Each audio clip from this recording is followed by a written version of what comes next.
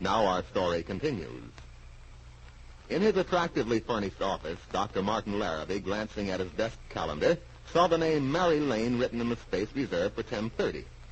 And at this same moment in Wakefield, Aunt Mary Lane, on her way to Huntsville to see Dr. Larrabee, parked her car in front of the Porter building and went up to her son's office on the second floor. As she enters, she is greeted by her niece, Peggy Meade. Oh, for heaven's sakes, what are you doing in town? Well, you sound as if I shouldn't be here. Oh, no, I didn't mean that. There's Randy. I haven't the slightest idea.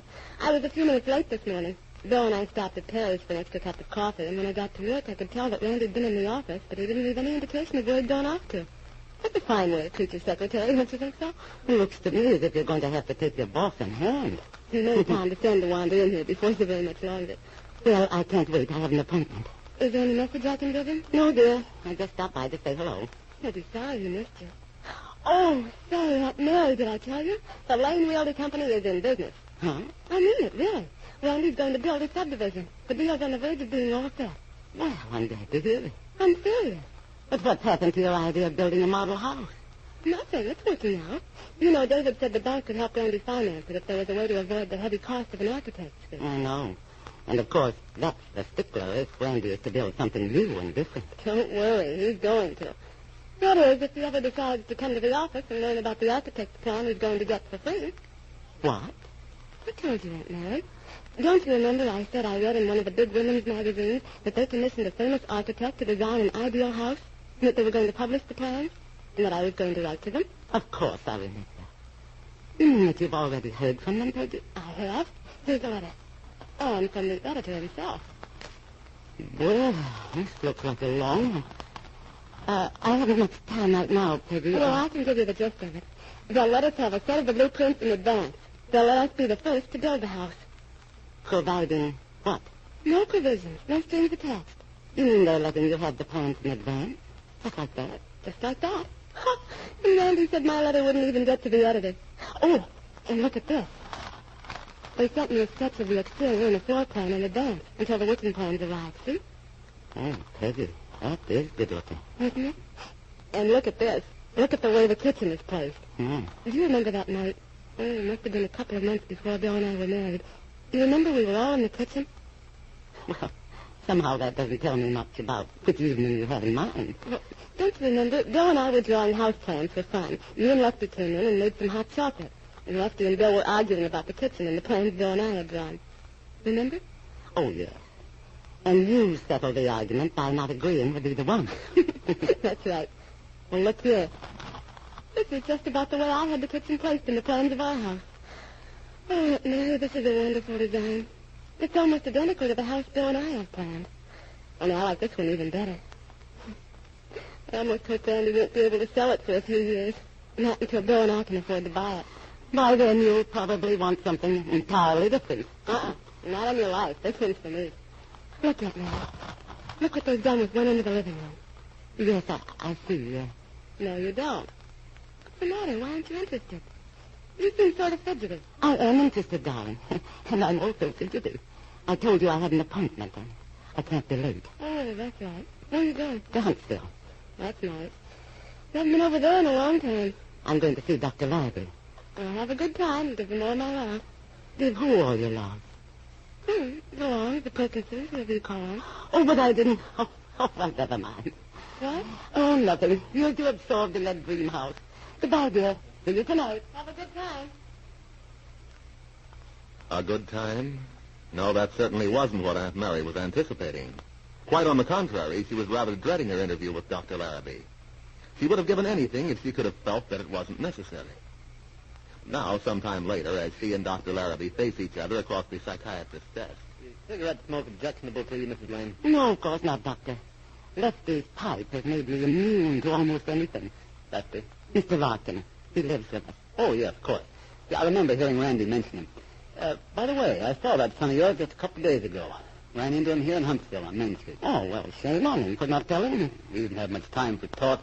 Told me he was in town on business. He looked awfully well. Yes, doesn't he? He looks well enough, but I just wish I knew how he felt. What do you mean? I'm in a quandary, Doctor. You remember when Kit Calvert was a patient here? when she discovered how Randy could help her and he was coming over here regularly? We had a little visit, you and I. Uh-huh. You wanted to warn me about Kit's growing attachment for Randy. You said she might fall in love with him. Yes, and I think she did. I know. Frankly, I feel that was the greatest single factor in Miss Calvert's ability to stand trial, to accept her imprisonment, in fact, in her recovery. I see. And you think she has recovered, Dr. Larrabee? In my opinion, yes. Mm-hmm. Randy believes that Kit's quite changed, but, well, in spite of his close association with Kit through her illness, I wonder if he really knows her. If anyone does, you do, Doctor. You must.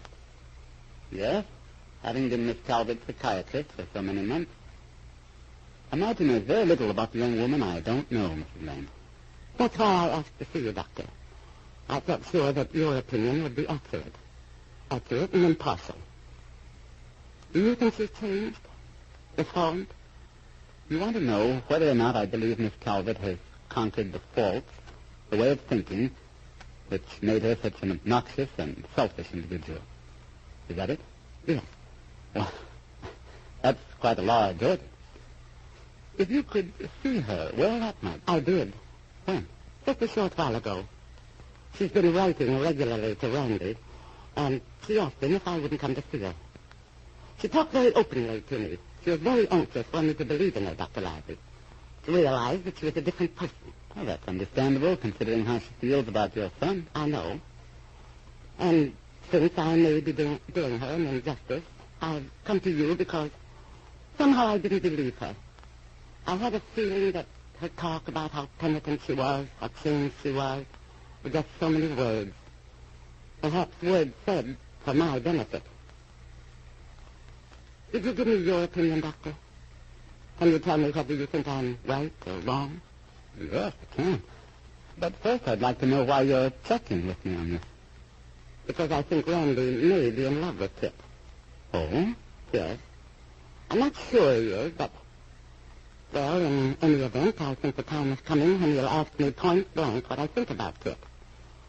And Dr. Larrabee, I won't be able to avoid answering. I didn't quite trust my own judgment of her, so that's why I came to you.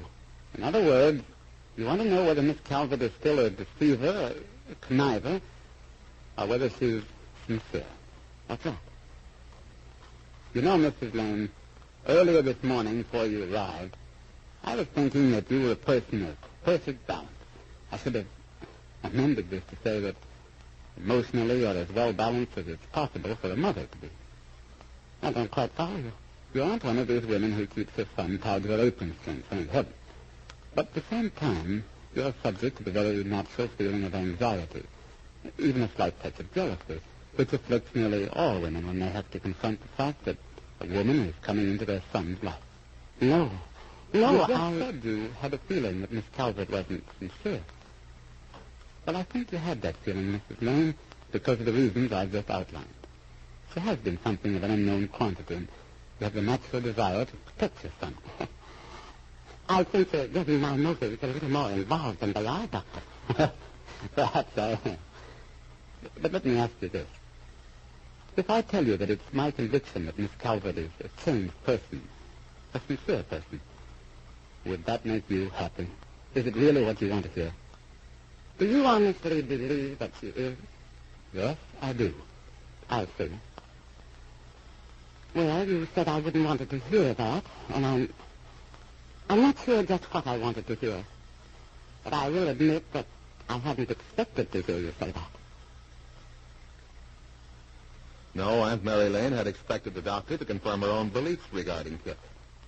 Several days ago, Aunt Mary told Lefty Larkin that she'd know better what to do about Randy after she had talked with Dr. Larrabee. Well, is she going to accept the psychiatrist's opinion? Well, how can she hold out when she is the only one now who doesn't believe in Kit? Or rather, the only one whom Kit hasn't taken in?